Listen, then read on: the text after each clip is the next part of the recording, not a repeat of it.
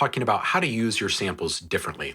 And this is actually going to be a theme that continues to pop up again and again in the near future. We're going to be talking a lot about how to combat just things that we all fall prey to, like ruts and routines and repetitiveness in our creativity and our workflows, and breaking out a writer's block when it occurs. These things hit all of us, they all impact us differently, and we all get out of these things differently.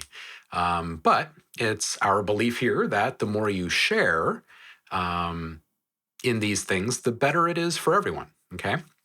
I think we can all kind of relate to that idea. So, in this vein of using your samples differently, one really great way to do that is to trigger your samples differently. Okay, so that's exactly what we're going to be talking about today. I was sitting here thinking about the types of ruts that people get into with certain types of sounds. And I asked myself, well, what's the easiest way to break out of that? And it dawned on me that it's probably just using a tool that was originally intended to be used with a different type of sound. Now, the capabilities of these tools are largely the same, so why not make them more interchangeable in your daily workflows, okay? A way to get a little bit experimental without getting too mad scientist, if you will. All right, so that's what we're going to do. We're going to take a look at using a couple different types of samples. We'll make one of them vocal. I'm not sure what the other one is going to be yet. You'll find out when I do.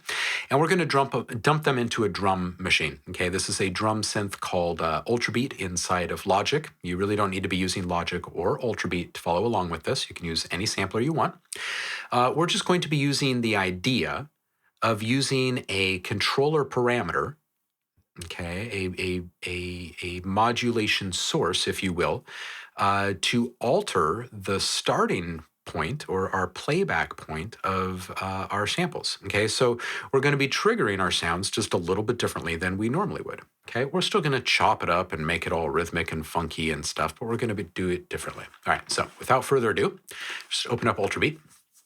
And I've just taken a couple of seconds before starting the video here, and I've set up 2 instances of Ultrabeat. It's just a blank drag and drop sample kit, which means we can drop any sound into this and start using the tools available to us. And I also have this little analog drum machine here for a backing beat. And that's just so things don't get too monotonous and boring. Okay, give us a little bit of perspective and context here. Keep us grounded. All right, so let's load up our first sample. And before I even do that, I'm going to show you a little shortcut that I use here. I don't know if I feel comfortable calling it a trick, because it's not really a trick, but we're just going to create some really quick MIDI clips here. And we'll just copy them to both tracks, because this is not the important part of the workflow. But this is really going to help make this idea more accessible to a lot of people. So first thing I'm going to do is just going to add some beats or some notes here. I'll randomize the velocity. Maybe I'll randomize that again. That's a lot of really high notes. That's probably better. So yeah, I'll just drag this one out into my arrangement window, and let's randomize it again. All right, that's pretty good. Sounds good to me. And in fact, we'll just bring this down.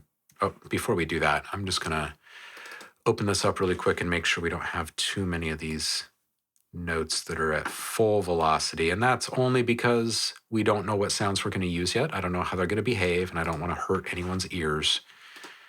Just look at those one more time.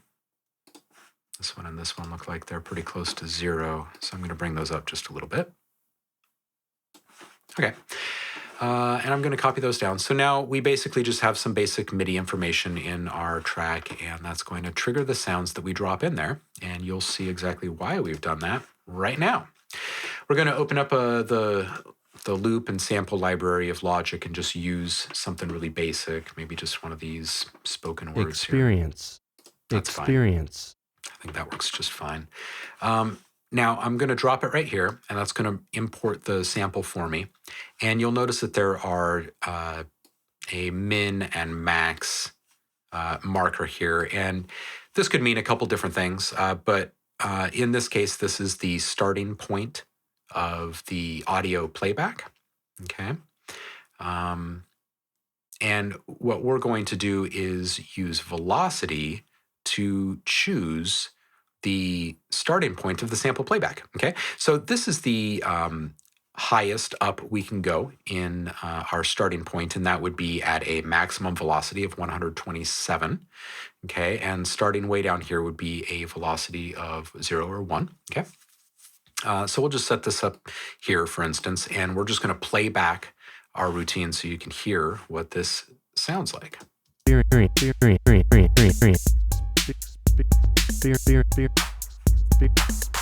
Okay, again, this is what it sounded like originally. Experience. Okay, and what we're doing, again, is changing the starting points of the sample playback. So I'm just going to move my max marker all the way down and play this back and start moving it again.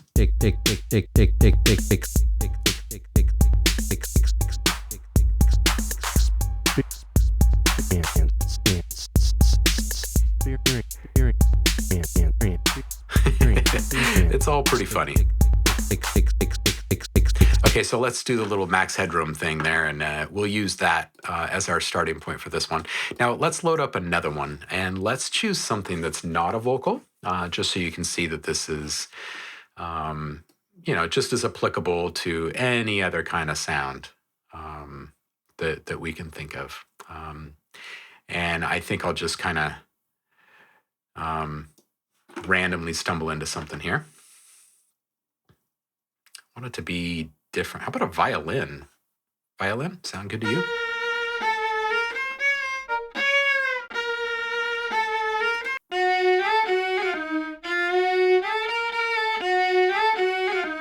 That one actually kind of has a nice little lilty rhythm to it. So I'm going to add that. And we're just going to play back our MIDI clip here and try and dial in our start and end points, or our min and max values for our starting points. Here we go.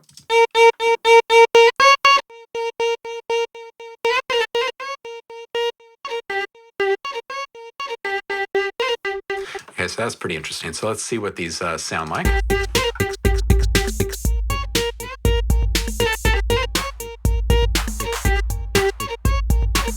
Okay, so we'll stop right there with the whole sample selection thing. This is just, again, it's an inspirational thing. This is a great way to figure out how you could use something a little differently. Now, the only other thing I'd like to point out in this quick tip is just that velocity is just one of many parameters that you can use to modulate or select different starting points.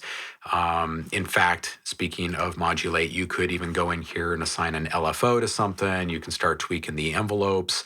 There's all sorts of like filtering and distortion options here. There's even other oscillators that you can start getting into the mix. But what I was going to point out is that velocity is only one of the most basic parameters that you can use for this. Gating is another, and the gate could be viewed as simply as the length of the notes that you're using in your arrangement. Okay, so for instance, let's say we could just like delete these 4 notes right here, and we could just like drag this out and see what that sounds like.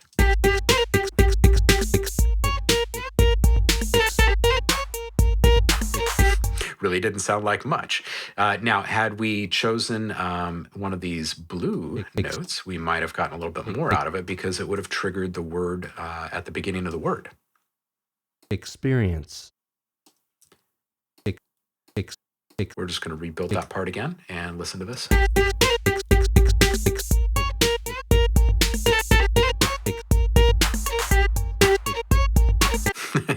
Still not catching it in quite the right spot, but I think you probably get the idea. Velocity is your friend in this, and I mean, what better way to start messing around with the triggering of your samples than with a parameter like velocity, because you can do it in real time using any controller. Just a simple keyboard will do. They all register velocity these days. And it's also something very easy to manipulate and manage inside your DAW. Velocity, that is. All right.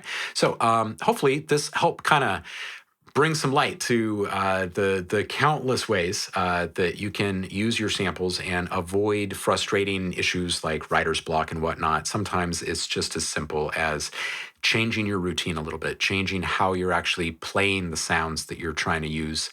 Um, yeah, next time, reach for a drum sampler or a drum synth instead of a regular sampler and see where it takes you.